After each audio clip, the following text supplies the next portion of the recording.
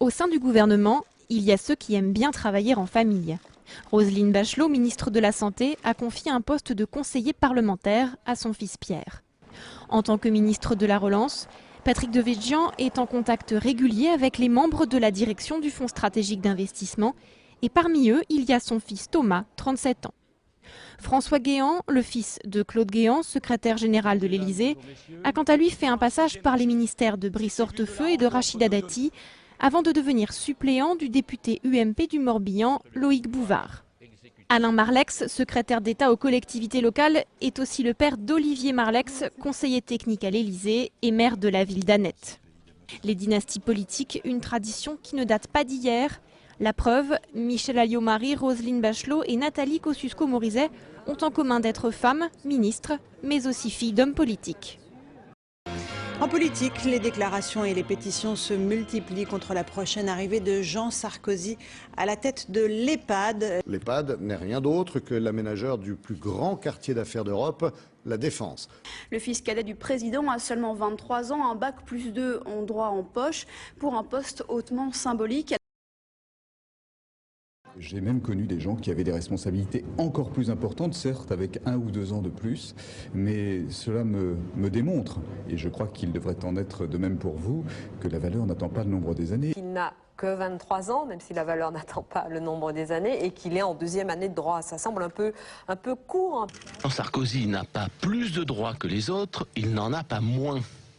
Après tout, la valeur n'attend pas le nombre des années. Jean Sarkozy, il a d'abord la première légitimité, celle de l'élection. Il a été élu conseiller général brillamment, très jeune, déjà ça faisait réagir. Sa nomination serait un message d'espoir pour les plus jeunes. Le symbole qui est actuellement en train d'être donné est un symbole fort à destination de la jeunesse.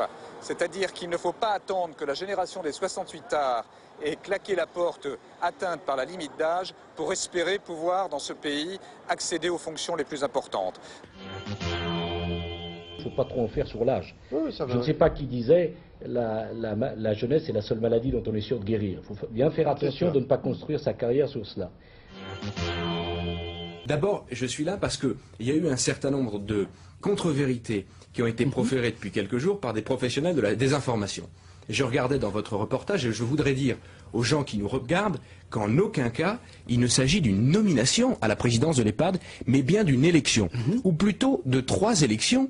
Élection par les élus UMP Nouveau Centre au sein de mon groupe, élection par l'ensemble de l'Assemblée départementale, élection enfin par le conseil d'administration de l'EHPAD. Jamais, Jean-Jacques Cros, depuis le début de mon parcours politique, je n'aurais été nommé. Je tire ma légitimité de l'élection et du suffrage universel. Et en même temps, si vous n'étiez pas le fils du président de la République, vous pensiez que ce chemin-là aurait pu être aussi rapide et aussi évident ?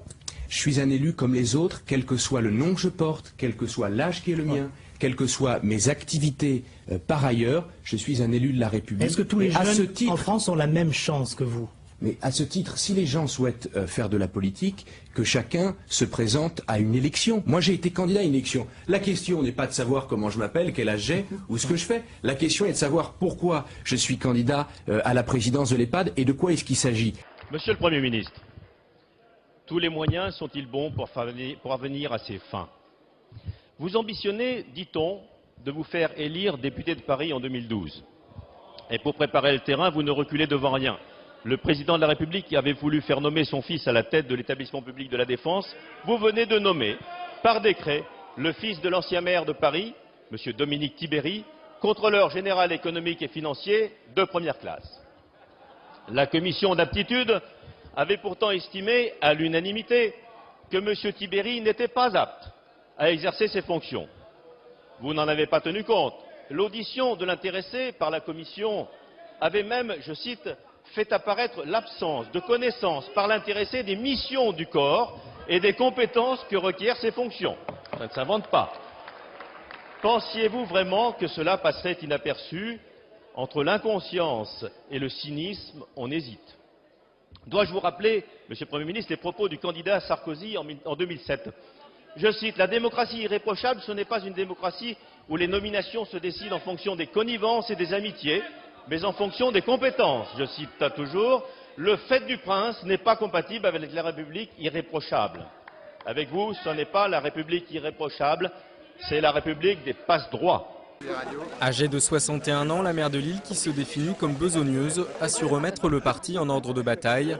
Forte de son rôle d'ex numéro 2 du gouvernement Jospin, plusieurs fois ministre, la dame des 35 heures a acquis une solide expérience politique. Femme de terrain, experte en questions sociales peut-être, mais ses détracteurs lui reprochent son manque de détermination pour la présidentielle. Martine Aubry a-t-elle vraiment envie? C'est la question que beaucoup se posent. La fille de Jacques Delors avait attendu le dernier moment, le 28 juin dernier, pour se déclarer candidate après la mise hors jeu de Dominique Strauss-Kahn. Ma fille est en pleine forme, elle se débrouille très bien, elle est entourée d'une équipe brillante des nouvelles générations, elle n'a pas besoin de son père.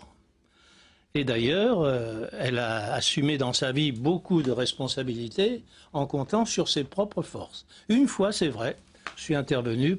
On m'a demandé quel était mon favori pour les primaires. J'ai dit, argument à l'appui, que c'était ma fille que je considérais comme la meilleure. C'est plus le cas aujourd'hui. Je continue à penser ça. Pour succéder à Jean-Marie Le Pen à la tête du Front National, il y a sa fille, soutenue publiquement par son père. Marine Le Pen, sûre d'elle, a choisi de lancer sa campagne tout simplement au siège du FN. Jeudi, alors que je termine ma prochaine pièce, un chef-d'œuvre parmi d'autres, je me rends compte que quelque chose me relie à Marine. Quelque chose que peu de gens vivent, nous sommes, elle et moi, des enfants de célébrité. N'est-ce pas? Elle et moi avons dû trouver un moyen d'exister en portant un patronyme qu'il s'agissait de servir, de revendiquer, de transcender ou de pourrir littéralement. Marine, tout comme moi, a décidé de le revendiquer. Moi, en écrivant quelques pièces pour mon père, prenant le risque de susciter les sarcasmes attendus de la critique parisienne, et elle en reprenant carrément la même pièce dramatique et boulevardière que son père nous inflige depuis des décennies. Sauf que j'ai envie ce soir de dire à Marine qu'il lui ferait le plus grand bien d'aller fouiller dans d'autres répertoires, qu'il y a des auteurs merveilleux sur d'autres étagères, et de même que la chrétienne Chichi Pompon, Christine Boutin, est en train de virer vers une gauche humaniste, je rêve de ce jour où Marine éclatera en sanglots devant nous en hurlant « Ça suffit, nom d'un cul, j'en ai marre de tout ce folklore de mon père et ses calembours vaseux, son petit rire un peu pervers, ses électeurs parfois haineux, ses meetings pauvres, ce vin blanc dégueulasse qu'on m'oblige à avaler, avec de vrais fachos, de vrais racistes, de vrais antisémites. Putain, je suis encore jeune, j'ai de l'esprit, moi aussi j'ai envie de rencontrer d'autres gens dans des dîners spirituels, loin de l'affreux Bruno Gollnisch et tous les sbires de Papounet. Pardonnez-moi, je m'appelle Marine Le Pen et je craque. » Me vient alors une idée qui n'est pas sans évoquer ma propre situation. Et si Marine n'attendait pas la mort de son papa pour nous surprendre tous? De même que je ne sais plus quoi faire pour profiter du mien.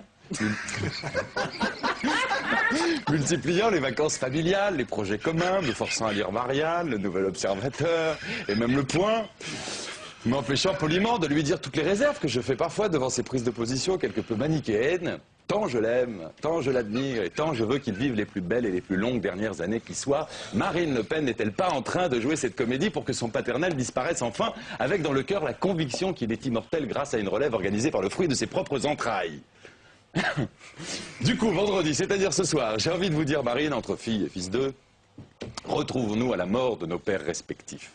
Allons nous bourrer la gueule dans une boîte à chagrin et trinquons à votre différence future. Dégueulons nos whisky sur tout ce qui vous fait déjà mourir parfois de honte, j'en suis sûr, et ce depuis l'âge tendre. Lorsque petite, toute seule, quand la nuit tombait après le JT, vous vous disiez sans doute « Pourquoi Dieu m'a-t-il fait fille de Le Pen et pas de Marcello Mastroianni, de Robert Redford ou même de Guy Bedos? Lui au moins il est beau, il est drôle, les gens l'aiment, les femmes lui sourient, et puis son fils a du talent, peut-être on pourrait jouer ensemble, lui et moi, avec la fille de Depardieu et celle de Boringer qui est très sympa. Oui, peut-être on aurait pu, je vous aurais présenté à Gisèle Halimi, à Plantu, à celui-là. Vous auriez pris des bains avec Nicolas Ray et fumé un pétard avec Jamel Debbouze. Et vous ne seriez pas là à supporter les sarcasmes d'un jeune prétentiaire. Oui, la vie est injuste, Marine, mais il ne tient qu'à vous de lui donner un nouveau départ plutôt que de la prolonger dans les pires conditions, c'est-à-dire en faisant à vos enfants ce que votre père vous a fait. Voilà.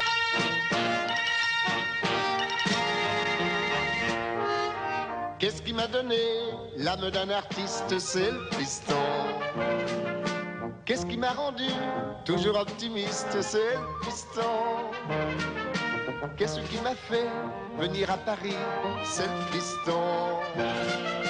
Qu'est-ce qui me fera un nom dans la vie? C'est le piston. Donc, avec permission exceptionnelle du papa, nous avons attendu quelques instants pendant que Johnny reprenait l'avion pour Venise.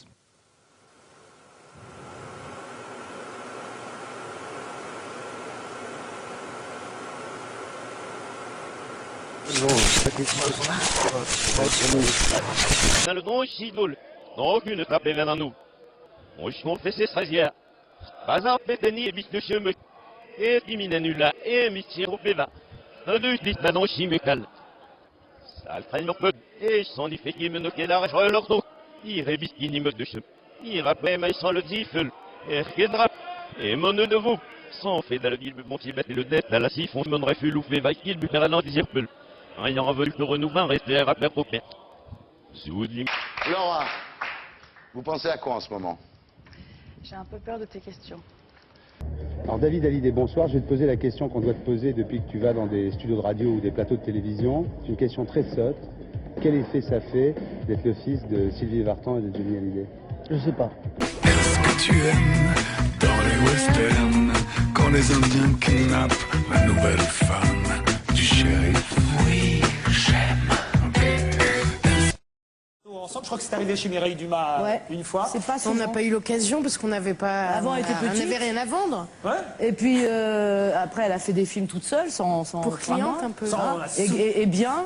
On a souvent parlé ici. Elle n'a pas forcément eu besoin de vous. Ah, du tout. Au départ. Du tout. C'était un film avec Bakri et Jaoui, mais on va pas revenir sur son parcours à la petite. Devant vous, je peux l'appeler la petite.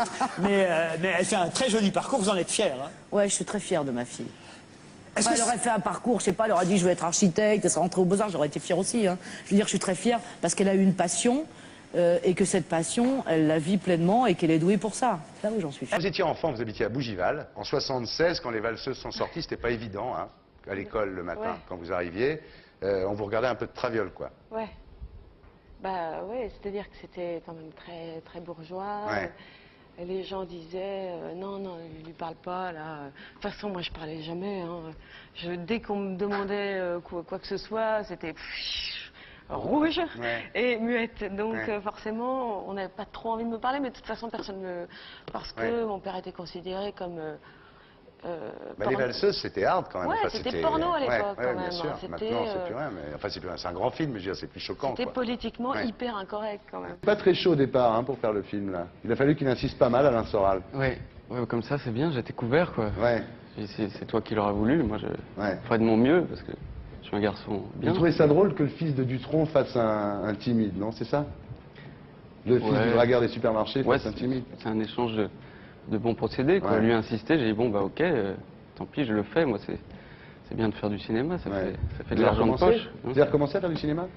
Bah, si je trouve le temps, si je trouve un bon scénario. Ça me fait mourir, j'ai l'impression de voir son père. Il est aussi décidé, hein. Il est aussi décidé que son père. Alors il dit ouais, c'est pas mal, ouais, je vais le faire, ouais. Ouais, bonsoir. Dis donc, qu'est-ce que je t'ai pas assez dit, Roman? Et qu'est-ce que t'as jamais osé me dire en face? Je vais pas le dire ici. Ça c'est sûr. Mais tu m'as rien pas assez dit. Bon, d'accord. Et pourquoi t'as voulu faire le même métier? Parce que c'est beau. Alors, ce qui est très drôle, c'est qu'à l'époque, quand vous quittiez Cogolin, donc votre mère, vous alliez chez votre père à Garches. Et là, il y avait une espèce d'immense maison avec une piscine. Et vous dites qu'il y avait des gens qui étaient tellement célèbres que vous croyiez qu'ils étaient morts. Et alors, il y avait Pompidou, Aragon, Brassens, Simone Veil. Ils sont tous morts. Voilà. Je me souviens d'une grande engueulade avec mon père qui me disait qu'on allait voir Aragon. Et je disais, mais il est mort. On apprend à l'école, je sais bien qu'il est mort. Donc effectivement, il me parlait de tous ces personnages que j'apprenais à l'école, dont j'apprenais les poésies ou les chansons. Et pour moi, tous ces gens étaient... Voilà. Voilà, et vous les croisiez là. Puisqu'on s'est mariés sur une note joyeuse au piston, notre union sera aussi harmonieuse qu'un piston. Qu'est-ce qui nous mettra dans une bonne combine? C'est le piston. Car tu sais ce qui fait marcher la machine, c'est le piston.